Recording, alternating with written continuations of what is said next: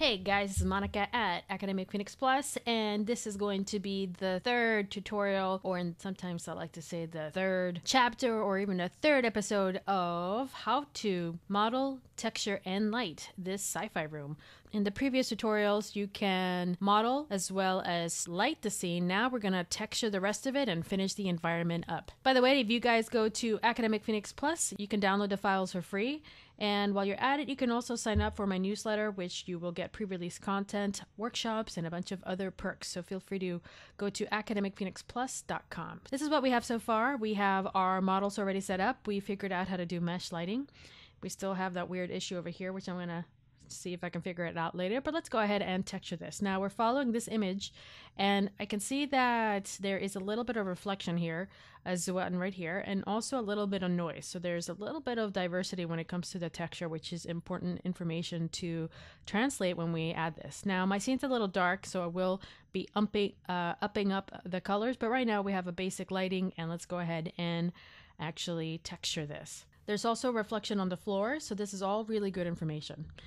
All right, I'm going to right click, assign a new material. Let's go ahead and use an Arnold AI standard. And this one is going to be called the wall. Now, according to the reference image, it looks pretty straightforward. It seems to be just kind of like a gray. So we might leave it. Let's go ahead and change this to 1. And let's change this to like a 50%, maybe a slightly more gray. Up here at the top, you will see that there's several colors over here. You could pick one of the grays here, and that should be good enough.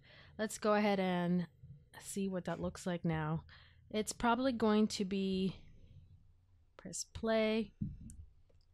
It's going to be very reflective, and you can see how it reflects with the mesh light. I'm going to select this section here and just focus on this aspect of it.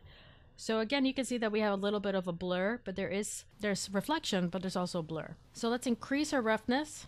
So what we're trying to do is just kind of still get that reflection, but at the same time, we want to make sure that it's not too obvious. So it's getting there. Let's wait a second while yeah, there we go. Maybe a little less just to make it fun. Looks nice. All right, let's see what happens with all of it. Might take a little bit to render. It's a lot of information. It's so funny. Now it's like bounce. Now this one's working, but this light stopped working. I haven't done anything. It's just Arnold's having some sort of heart attack. So it's confused. We'll just leave it like that for now, and then I'll troubleshoot later. Now the thing about mesh lights is that they are expensive. So, just keep that in mind. There's nothing more boring than just waiting for this.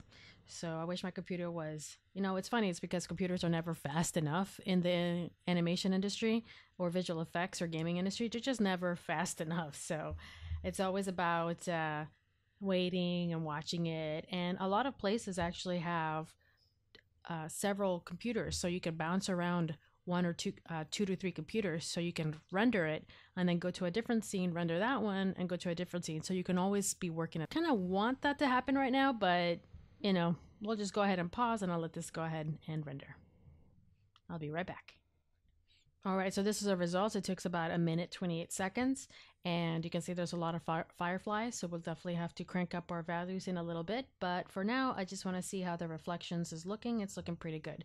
Now, I do want to break up the walls a little bit. It's a little too flat for me, so I'm going to add some noise into the texture. So I'm going to stop this for now.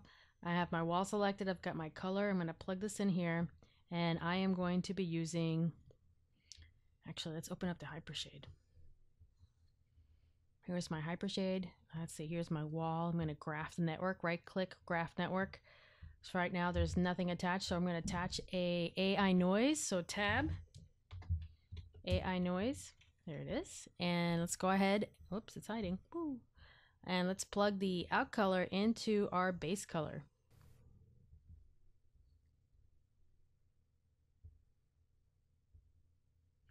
So right off the bat, I'm going to scoot this over here. Actually, let's make my life easier. Stop this. Let's go to texturing mode. If you guys want to create your own workspace, there is a tutorial that I've created about this, so you can follow along. All right, so this is what the noise looks like, and it's a little crazy. Let's get a little closer here. And what we can do is click on this little button, which is select. shader. So I press play. You can see the noise now. So this is the noise. And, you know, it's okay. But what we want to do is kind of pick something kind of in the middle. We don't want anything too crazy. So let's pick colors 1 and 2 and just kind of pick something a little bit in the center. Let's go ahead and add a little bit more octaves, maybe a little bit more distortion. Maybe that's too much distortion. You know, just kind of play with the attributes a little bit so that we can get some nice changes and diversity. Now let's go ahead and increase the noise here so it breaks up the scale a little bit, so it breaks up the noise a little bit more. And let's see what that looks like. So it's very subtle, the changes that we just made, but what's nice, and let's make a selection. What's nice is that it breaks up the texture, so it's not so perfect. We want to have a little bit of the colors to break down a little bit. Even if it's just very subtle, we definitely want to make sure that we add that in there. Now let's go a little crazy here and let's see what happens if we add it to the specularity. So what that means is that it's going to pick up the colors here and drive the specularity. So that means that some areas are going to be slightly shinier than the others. Now it may not be enough, so I'm going to go ahead and stop this for a second and add an AI range. I go over AI range in a different tutorial, so you're more than welcome to take a look at it. So I'm going to grab the out color, drag it in input. Then if I try to drag it, oh, actually that worked. This will be able to press play. You can select this and kind of play around with the range, which means that we can make the specularity just a little bit stronger so we can see the contrast. Something like that. So then when we add this here, you'll see that the highlights and the specularity kind of break down a little bit more. And that also brings a little bit more information. Those are the subtle things in specularity that you want to add so that it makes your scene a lot more interesting to look at. All right, let's turn off this and let's see what the whole thing looks like. Cool. So notice how it kind of breaks apart a little bit. I think I kind of ruined a little bit of that speck, so let's kind of calm that specularity down a little bit. Oops. So I do want some specularity. I don't want to go crazy. Yeah, let's see what that looks like. There you go, it's better. All right, let's render the whole thing. Actually, let's just render this portion here. So that information really adds to the scene. It gives it a little bit of reflection. Can you see how it breaks down the highlights and specularity? So it gives it a little bit of information that it wasn't there before. All right, let's go ahead and assign this to everything else. I'm going to select these objects, right click, assign existing material. I'm going to go to wall, and let's see what the whole thing looks like. While I'm at it, I might as well increase my intensity of these guys.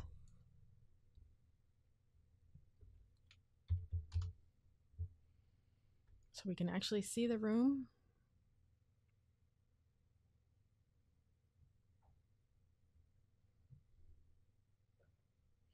And decrease the roughness a little bit just because I feel like my specularity map is pushing it a little bit more. So I think it's going to help reduce the color. So if I decrease the roughness, we can really see the effect. All right, so I feel like my colors are a little too dark. So let me make a selection here. Grab this. And let's go a little lighter. Make sure specularity. Yep, once you change that, everything changes. So that should give it something. And let's see what that looks like. Turn this off, turn this off. There we go.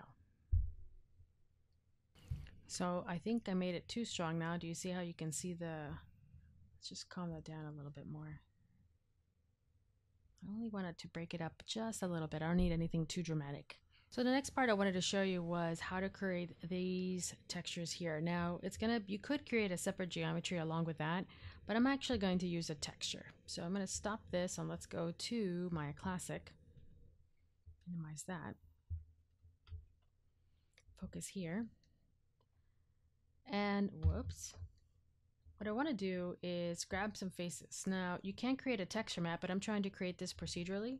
So what I'm going to do is double click. Whoops, that didn't work. Double click. This is. There you go.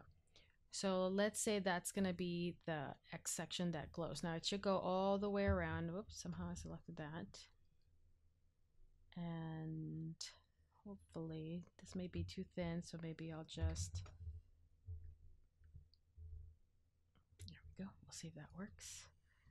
And I'm going to right click, assign a new material, and very similar to a previous tutorial where I showed you how to use emission, we're going to be using emission for this too.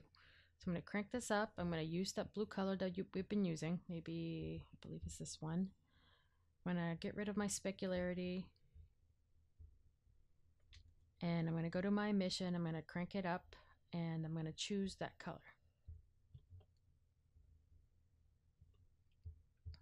So let's see what that looks like. There you go. So very quickly, just by using a texture, we can make it look like it's glowing. It's not, doesn't emit ray trace shadows like this mesh lights, but it does give you the impression that it's glowing. So I'm going to go ahead and do that for the rest of them. So give me a second while I go in, select the faces, click, click, double click, click, click, double click. Whoops, too many. Oh boy. I'm just trying to hurry here. Trying to make this tutorial fast. There you go. Oh, somehow I lost this one. Double click. All right. Come on, Maya. There we go. Right click, assign existing material. I believe it is AI standard number 2, and I need to relabel these. Hold on. All right, so that's emission. Cool. Let's move on to this chair. Let's focus in, press F. I'm going to select my face, double click, click, double click, click, double click. There we go. Right click, existing material, emission. Good. Moving on. The last one for the chairs, face, click, double click, click, double click, click, double click. Existing material, emission. Cool. All right, let's go back to our location. Let's go to, whoa, object mode, and let's see what that looks like. All right, it's coming along. Very cool. Now the chairs look like they have glowing mesh, even though it's just faces that have been selected, but it still looks like it's glowing. Very sci-fi, very cool. Very quickly I can make this look like a sci-fi. Very nice. All right, let's take a look at the table. I'm gonna stop this for now. All right, so this one doesn't have any faces that I can select. Let's go to Edge,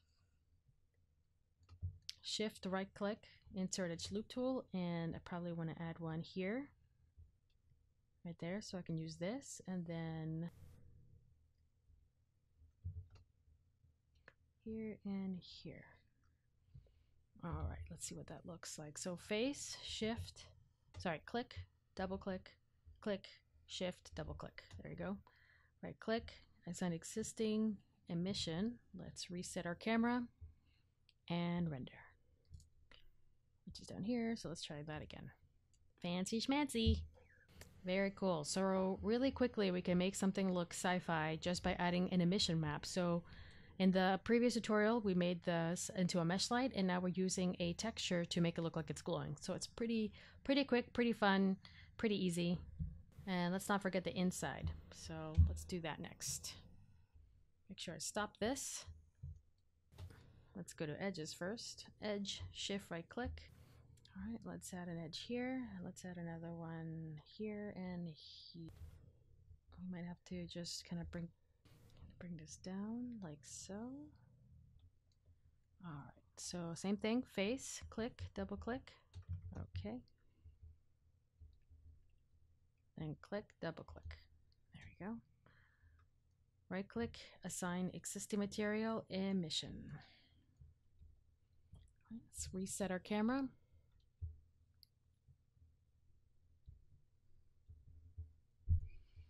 All right, it's coming along. Cool.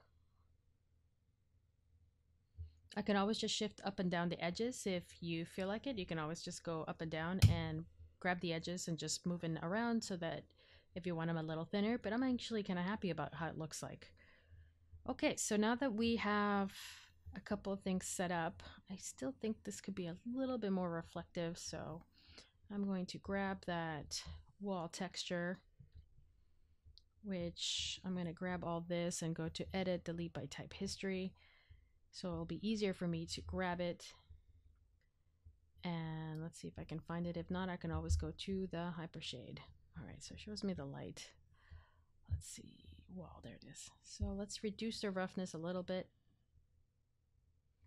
on the specularity. Might go a little crazy and do metallic. I don't know. Let's see what happens. It's really important for you to explore Arnold and try to do what you can to make it look not only beautiful, but also, you know, that it makes sense to the scene. So just adding a little bit of metalness so that it reflects. Now I can see that that was probably a little too much. It's going a little crazy. Might go ahead and get rid of the metalness because I think it's kind of breaking it a little bit. So I'm just going to calm it down, and I'm kind of happy with the look. Still don't know why some of these kind of work and some of them don't. It's a little bizarre, I have to say. Ooh, I think I got one that worked. All five worked. That's seems to be like a small miracle. This one's slightly brighter.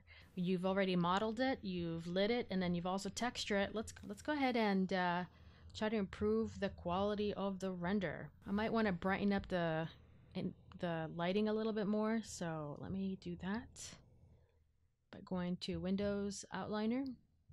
Here's the area lights. I'm going to increase their exposure by 1. Don't forget to do it to the other light too. So that's gonna brighten it up a lot. Let's see. There's other things that we can do to help with the shadows, such as soften the shadows a little bit more. Let's increase our samples to 2, which I thought I did already, but I guess I did it for one light, not the other. And let me double check all my other lights. So this one has samples of 1, so let me double check to make sure. Press enter.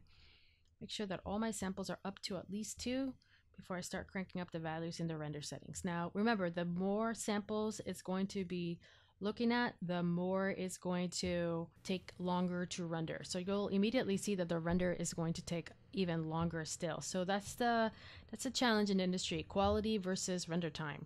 It can't take forever, right? It's not like you're doing one image like in architecture where you can take forever to render. If you're trying to do an animation, like in this example, it's going to take forever to render just one scene. If each scene takes, let's say, 24 hours and you're trying to render 100 frames, I mean, you can do the math, it would take forever. So you have to figure out where you can give and take. All right, so far it's rendering, but I know there's a lot of noise. I've increased the samples. Let's go to the render settings. I go to the Arnold renderer, and let's go ahead and crank up the Arnold AA to 2. Let's increase our specularity to 3, our diffuse to 3. We don't really have SS. We don't really have transmission. We can keep that here. And let's take a look at our ray depth. It's got a 10 right now, so let's increase our specularity and our diffuse just a little bit more. Again, all of this is going to increase your render time, so just be very careful. All right, so I am going, and this is just a small one. This is 960 by 540. Let's press play. Actually, since I'm going to be waiting anyway, let's make it really big. I'm going to go to my render settings again. Let's go to common. Let's scroll down. I'm going to go to HD 720. I just want to let you guys know that I went ahead and changed the lighting a little bit more purple and a little bit more intense so that we can see the environment even more. Now I'm starting to notice that we're starting to lose a little bit of those corner edges. Usually what I would do with those cases is create an occlusion layer and composite it on top. So that's something that you're more than welcome to do as well. And you can find that actually in another tutorial where I show how to do indoor occlusion, or just how to assign occlusion period onto the scene. So far it's looking pretty sci-fi. All right, now that everything's modeled, textured, and lit with a little animation, it is time for the plus side in Academic Phoenix Plus. So I've been trying to think what would be really cool to kind of push this piece a little bit further. Not only do we have a little bit of animation in the hover chairs, but I thought it'd be neat if we can change the colors of the emission. Have you ever flown in Virgin Airlines and they have their lights change, so it gives it this really nice ambient mood? Well, I feel like I want to do the same thing. So I'm going to show you how. All right, so the first thing we need to do is go to our emission tab. So if we go to frame 1 for it, let's actually go to frame 10. We're going to go to frame 10 and our color right now is blue. So we're going to right click on this and do set key. We're also going to open up our emission down below, right click and set key. Now it's going to create this output connection. If I click on that output, you're going to see that on frame 10, the value is at 256. Now let's go back. We're still under the emission tab. So in frame 20, let's say, we want to change this into a crazy purple. So let's click on purple. And then we're going to right click and set the key. Let's do the same thing up at the top. We're going to select the color as purple. We're going to right click and set key. So right away you can see just by the animation alone that the colors are changing, which is pretty neat. So now that we're in frame 20, I'm going to go to frame 30 and just going to do one more. I'm going to choose crazy. Well, let's just do green. So right click, set key, green, right click, set key. Okay, now when you do keyframes on textures, it doesn't show up here, okay? It doesn't show on the timeline, but it does show here. So if you need to change it or anything like that, you can do it along here. When we press play, it's going to, wow, you can see that's fast. Maybe a little too fast. But we probably want to spread it out a little bit. But let's take a look what it looks like in Arnold. All right, let's go to frame 1, and then we're going to start scrolling. I'm going to close this because I have a feeling I'm going to press play. There we go. All right, so as you can see, it's rendering that blue, and as I start going through and scrolling, notice that it changes to, as I get to number 20, changes to that crazy purple, and then as I start scrolling to number 30, it changes to that crazy green. So that is how you animate a texture. Now, if you wanted to animate your light, so let's go to the outliner. All right, under the outliner, we know we have our group. Let's see if we can find it. Here's group number 4. This is my chair ring 4. And if I open up the plus side, or the little plus, if I open up the child is the light source. So this is the place where I would change the texture. So I'm in 10, I'm going to right click, set key. Under 20, change it to that purple. Set key, and then under 30, crazy green. Okay, not gray, green. There we go. Set key. So now, very similar to what we have before, it's blue. Then when I go to 20, and I press play, so this constantly loads, it will change. Then I'm going to turn this off, turn off original mesh. There we go. And then when I go to number 30, it turns to green as well. So that is a really fast, sweet tutorial on how to animate your textures, specifically your emissive map as well as your light source. So that is a quick tutorial. Hopefully that was helpful. Let me know if you guys have any questions. Again, you can down all of this at academicphoenixplus.com.